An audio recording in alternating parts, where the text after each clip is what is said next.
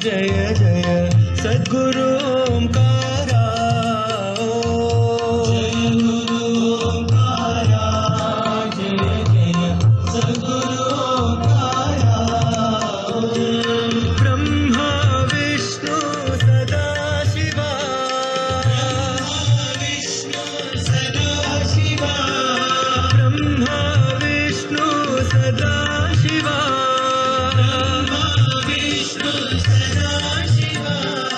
हर हर हर हर महादेवा, हर हर हर हर महादेवा, ओ हर हर हर हर महादेवा, हर हर हर हर महादेवा। जय गुरु ओंकारा, जय जय सद्गुरु ओंकारा। जय गुरु ओंकारा, जय जय सद्गुरु ओंकारा। ब्रह्मा विष्णु सदा शिवा, ब्रह्मा विष्णु सदा शिवा, हर हर हर हर महादेवा, हर हर हर हर महादेवा, ओम हर हर हर हर महादेवा, हर हर हर महादेवा। जय गुरु ओंकारा, जय जय सद्गुरु ओंकारा।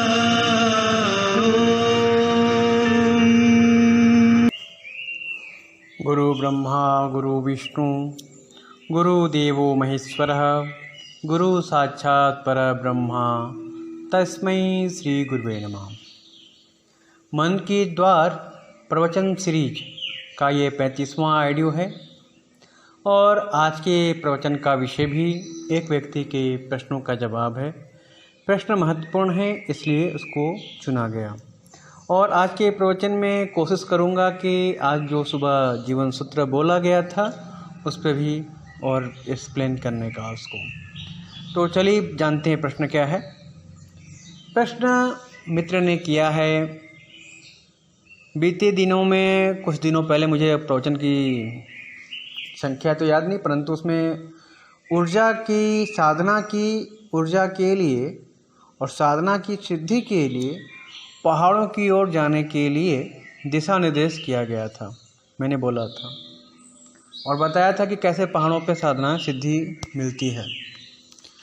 तो उसको सुन के इन्होंने, एक मित्र ने, साधक ने कहा है कि घर में और अपने आसपास के परिवेश में हम साधना कैसे करें। हर व्यक्ति पहाड़ों की ओर नहीं जा सकता है, हर साधक पहाड़ों की ओर नहीं जा सकता है। परिवार में जिम्मेदारियां हैं, तो इन जिम्मेदारियों के बीच में हम अपने साधना को कैसे पूर्ण करें। बात में और प्रश्नों में बहुत महत्वपूर्ण भी है, पॉइंट भी है और दम भी है। तो आज प्रवचन में इसको बोलने के लिए मैंने चुना है, तो इसी पे हम बात करेंगे। देखिए मित्र, साधना, सिद्धि और साध्य 3 चीज़ें होती हैं।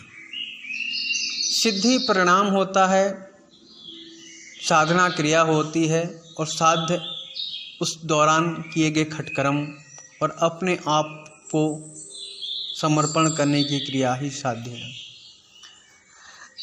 तो 2 चीज़ें 3 चीज़ें बताई गई और जब आप कोई भी संकल्प ले लेते हैं तो अर्थात उसका जन्म कहीं न कहीं भीतर होना शुरू हो जाता है। आपने सोच लिया, शुभ कर्म सोचा या अशुभ कर्म सोचा, यदि आपने सोच लिया तो वो चीज़ होनी शुरू हो जाती है। निर्भर इस पे करती है कि आपकी संकल्प शक्ति, इच्छा शक्ति और भावना कैसी है। तो हम ज्ञात करते हैं, अपने प्रश्नों पे आते हैं। इच्छा शक्ति तो बहुत महत्वपूर्ण है किसी भी कर्म को करने के लिए, और साधना, सिद्धि और साधक और साध्य, इन सब पॉइंटों पे अपने आप को घसना होता है, अपने आप को देश काल परिवेश के अनुसार परिवर्तित करना होता है। अब मान लीजिए कि आप साधना करने का कुछ क्रियाकलाप किसी सद्गुरु के पास जाके किसी मित्र से या किसी गुरुजन से आपने सीख लिया है, तो 1 साल 2 साल में वो सिद्धि के रूप में परिवर्तित नहीं हो जाएगी। जहाँ तक आप घर परिवार में रह रहे हैं और समाज में रह के सिद्धि चाहते हैं, साधना साधक बनना चाहते हैं, कई चरणों के बाद जाके सिद्धि मिलती है। ये स्कूल कॉलेजों में बिकने वाली डिग्रियां नहीं होती है जो आपके सोर्स फोर्स या सिफारिश से कोई साइन करके आपको दे देगा कि चलिए हो गया। ये अनुभव, समय और एक घटना है, वो तब घटेगी जब आप उस मार्ग पे चलोगे, वो तब मिलेगी जब आप सही स्थान पे होगे, वो तब घटेगी जब आप उसके लिए पूर्ण रूप से तैयार हो जाओगे। मेरे कहे से घर परिवार छोड़ के जंगल में जाके पहाड़ पे जाके चिल्लाने लगे तो साधना वहाँ नहीं मिलने वाली है। आप प्रयास करिए, आपका घर ही जंगल हो जाएगा। आप प्रयास करिए, आपका छत ही पहाड़ हो जाएगा। आप प्रयास तो करिए, हर चीज़ रूपांतरित हो जाएगी। कहीं जाने की ज़रूरत नहीं है। आपके घर में बच्चे हैं, शोर शराबा चल रहा है, ये परीक्षण की घड़ियां हैं। उस कठिनाई में अपने आप को घसीए, देखिए कि आप क्या पा रहे हैं वहाँ पर, देखिए कि क्या हो रहा है आपके साथ, देखिए कि कैसे रूपांतरण होने वाला है आपके जीवन साथ के जीवन में। घर परिवार में है ना, घर परिवार तो सबसे बड़ी प्रयोगशाला होती है। और आपके पास परिवार घर है, बच्चे चिल्ला रहे हैं, उसके बीच में बैठ के ओम ओम चिल्लाते रहिए। आप भी चिल्लाइए, बच्चे चिल्ला रहे हैं, आप भी चिल्लाइए, देखिए कौन ज़्यादा चिल्ला पाता है। तो ये मजाक की बात नहीं है, सीरियस की बात है।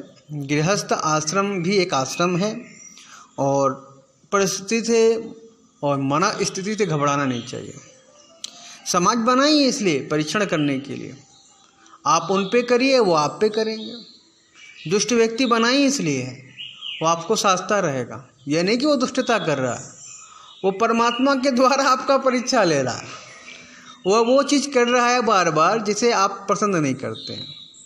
हो सकता है आपका व्यवहार उसे पसंद ना आता हो, ये भी हो सकता है। तो किसी चीज़ से घबराने की आवश्यकता नहीं है। आप साधना की जो प्रक्रिया है उसे अपने घर पे भी दोहराते रहिए, उस क्रिया पे, उस रास्ते पे चलिए। आपके मन में प्रश्न उठ रहा है, अर्थात आपने प्रयास किया होगा, आपको नहीं समझ में आया, काम नहीं बन रहा होगा, तब आप पहाड़ में अपने घर में तुलना चाहते हैं। मतलब आप प्रयास करके थके होंगे, नहीं सफल भया होगा, तब भी तो आगे का रास्ता जानना चाहते हैं। तो आपने प्रयास किया, सही तरीके को नहीं आजमाया, इसके कारण से सफल नहीं हुआ।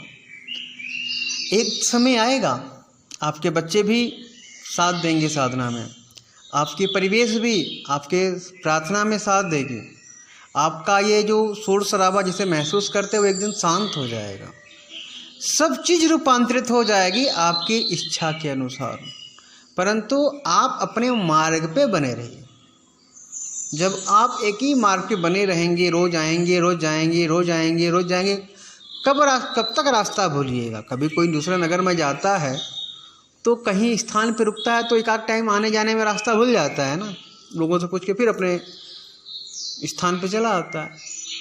तो जब आप कोई नया काम करते हैं, कोई नई प्रक्रिया करते हैं, एक दिन जब किसी आश्रम से, किसी संस्था से वो ज्ञान, वो तरीका लेके जाते हैं तो ऊर्जावान रहते हैं, शुरू करते हैं। तो ये जो बाधाएं हैं ना, ये नए नए मार्ग हैं और नए नए मार्ग आपके परीक्षण के लिए बने हैं।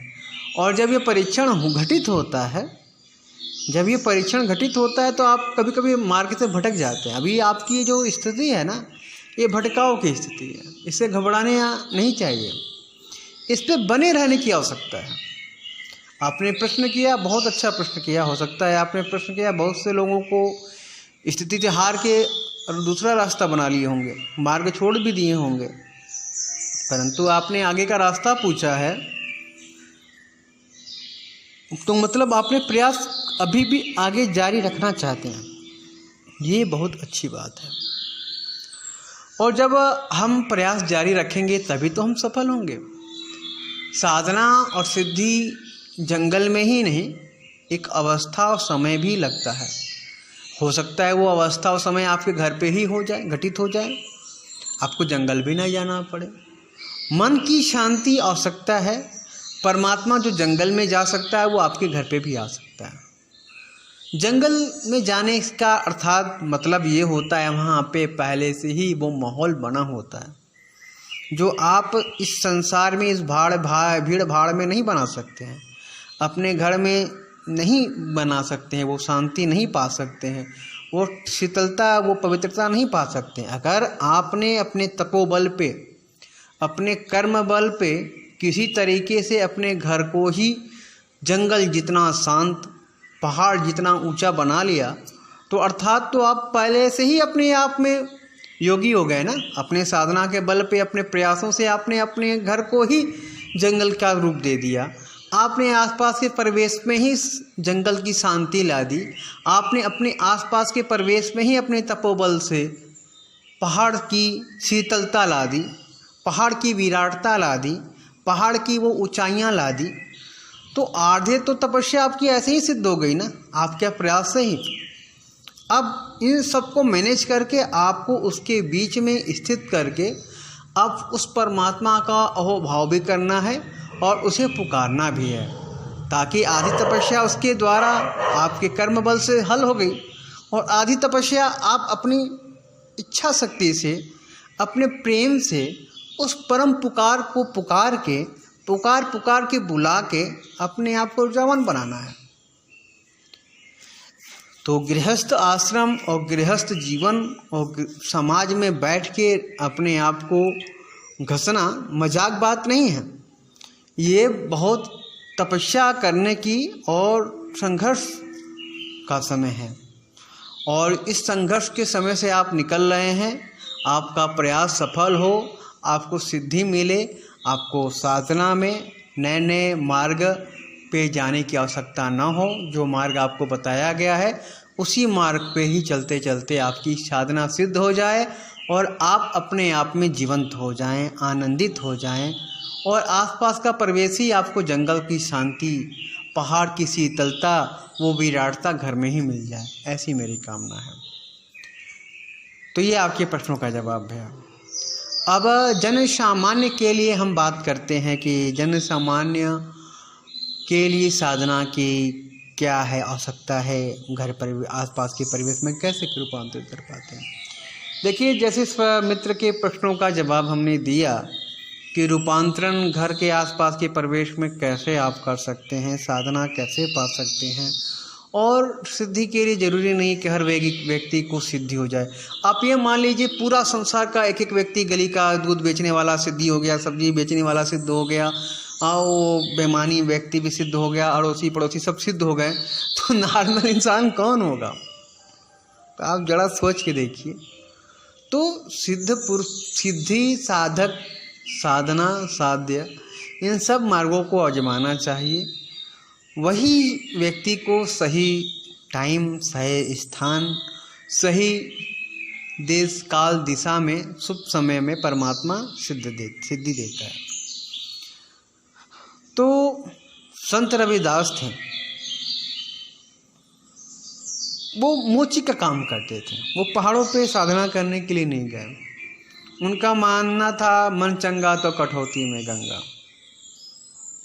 मन को की अवस्था को ही वो निर्मल, पावन, पवित्र मानते थे और जूता सीते थे। तो उस समय के देश काल के हिसाब से उतने अन्य पंडा पुरोहितों ने उनको सम्मान नहीं दिया, परंतु वो अपने आप में साधक थे। बहुत से ऐसे आपका एग्जाम्पल हैं में कहानी किस्सों में, जो व्यक्ति समाज में रहते रहते सिद्धि को पाया। मीराबाई को लीजिए। मीराबाई कभी पहाड़ों पे नहीं गई, साधु की संगति में थी, मंदिरों में घूमी, राजमहलों में रही। बचपन में जन्म के अवस्था से उन्होंने राजमहल में रहा, फिर भी फकीरी करती थी। शादी हुआ राजा से, तो उसमें भी फकीरी करती थी। फकीरी करते करते देश में भ्रमण करते भय, कृष्ण भजन को गाते गाते, कृष्ण गुणगान करते करते उन्होंने कृष्ण प्रेम की एक अलग ही विधा बना दी। सूरदास कभी पहाड़ों पे नहीं गए, फिर भी उन्होंने पहाड़ों को क्या क्या कृष्ण की व्याख्यान कर दिया। तुलसीदास कभी पहाड़ पे जाके साधना नहीं किए, वो बस उनकी राम से प्रेम हो गया और फिर चेतना। मेन बात है प्रेम, मेन बात है हृदय की जागृति, मेन पॉइंट है आपकी चेतना, आपका मन, आपकी शरीर तीनों एकाकार कैसे हो जाए। जब ये सब एकाकार हो जाएगा तो छोटा सा पुश बैक ही लगेगा और आपकी गाड़ी चल देगी। वो आनंद का झरना बहना शुरू हो जाएगा। वो शीतलता, शीतल हवाएं जो पहाड़ों पे मिलती थी वो घर के अंदर मिलनी शुरू हो जाएगी। वो अवस्था, वो प्रेम, वो रस माधुर्य हर जगह है, बस हमें खोजना है, हमें उस स्थान तक पहुंचना है। घर में कोलाहल हो रहा है, इसको आप ध्यान करते करते पंछियों की चहचहाहट में बदल सकते हैं। मैंने किया है, वो हो जाता है, मन का इफेक्ट नहीं है। आपकी इच्छा शक्ति से शोर भी संगीत में रूपांतरित होता हुआ महसूस होता है। बीच बाजार में आप खड़े होकर अगर ध्यानित व्यक्ति हैं, ध्यान करेंगे, बीच चौराहे में खड़े होकर ध्यान करेंगे, आसपास के ट्रैफिक, शोर शराबा भी एक लयबद्ध हो जाएगा और उस लय में आप अपने आप को एकाकार कर लेंगे। डिपेंड है आप पे करता है कि आपकी जो प्रैक्टिस है, आपकी जो अभ्यास है, आपकी जो साधना की प्रबलता है वो कितनी है। जितनी ज़्यादा वो एक्टिवेट हो जाएगी ना, उतना ज़्यादा कहीं भी किसी भी टाइम में वो अपना रूप दिखाने के लिए सक्रिय हो जाएगी। उसके लिए पहाड़ों और जंगलों में जाने की आवश्यकता नहीं होगा। आपका ये जो शहर है ये जंगल से कम थोड़ी है। तरह तरह के जीव जंतु विचरण कर रहे हैं। तो जब परिकल्पना में जाएंगे तो पूरा शहर आपको जंगल सा दिखने लगेगा। एक बार आंख बंद करके देखिए कि कौन सा व्यक्ति कैसा जानवर सा दिखता है, कौन सी गली कौन से पहाड़ का रुकता है, कौन सा टावर, बहुमंजिला इमारत जो है, बहुत ऊंची ऊंची इमारतें वो पहाड़ का रूप ले रखी है। बस आपको प्रयास करना है उस बहुमंजिली इमारत में चढ़ने का और उसके टॉप पे जाके कभी साधना करके देखिए। जो है 70-80 मंजिल की बिल्डिंगें हैं, उसके टॉप पे जाके देखिए, किसी पहाड़ से कम दिखती हैं। टॉप पे पहुंचना ही मुश्किल है, सिक्योरिटी वगैरह तमाम उलझनों को पार करके आप एक बार टॉप पे जाके देखिए। उसके टॉप पे कोई नहीं जाता है, उसके टॉप पे कौवा चील भी नहीं जाते हैं। एक ऐसे बहुत ऊंची बिल्डिंग पे कभी चढ़ के देखिए, प्रयास करके देखिए, और वहाँ पे जाके आप 2-4 दिन रुकिएगा, रुकने का प्रयास करिए। देखिए वहाँ पे भी किसी पहाड़ से कम अनुभूति नहीं होगी। वो ऊंचाइयों का वेग, वो हवाओं का तेज, वो धूप की तपिश, और रात में वो जो ठंडक होती है ऊंचाइयों पे, वो ठंडक भी महसूस होगी। वो भी किसी पहाड़ से कम नहीं। अगर आप किसी बहुमंजिली इमारत में रहते हैं जो 60, 70, 80 या 100 मंजिल से ऊंची हो, आप उसके टॉप पे जाने का प्रयास करिए और टॉप पे जाके 2-4 दिन रुकिए, वहीं रहिए, वहीं खाइए, और फिर वो देखिए कैसा आपको पूरा शहर वहाँ से कैसा नज़र आता है। नज़रिया चेंज हो जाएगा, आपका पूरा शहर ही जंगल सा लगेगा और आपको लगेगा कि बहुत ऊंचे पहाड़ पे बैठ के साधना कर रहे हो। तो ऐसा होगा क्योंकि आप जाके करेंगे तब, मेरे कहे से नहीं। तो आसपास के परिवेश से प्रेम करिए, आसपास के परिवेश में ही प्रयास करिए कि आपकी साधना सफल हो जाए। ज़रूरी नहीं कि आप अपने घर परिवार को छोड़ के जंगलों में चले जाएं, घर परिवार में रहिए, प्रयास करिए, तपस्या के बल पे, अपने तपोबल पे, अपने कर्म बल पे हर चीज़ को रूपांतरित करते रहिए। जितना संघर्ष हो रहा है आपके कर्मों में, विवेकानंद ने कहा था, इनका एक अभी बात याद आ रहा है, तो विवेकानंद ने कहा था, जिस कार्य की शुरुआत में अड़चनें आनी शुरू हो जाए, लाख बाधाएं आनी शुरू हो जाए, तो समझिए वही कार्य आपको सिद्धि दिलाएगा, वही कार्य आपको सफलता दिलाएगा, क्योंकि उसमें परीक्षण पहले से शुरू हो गई है।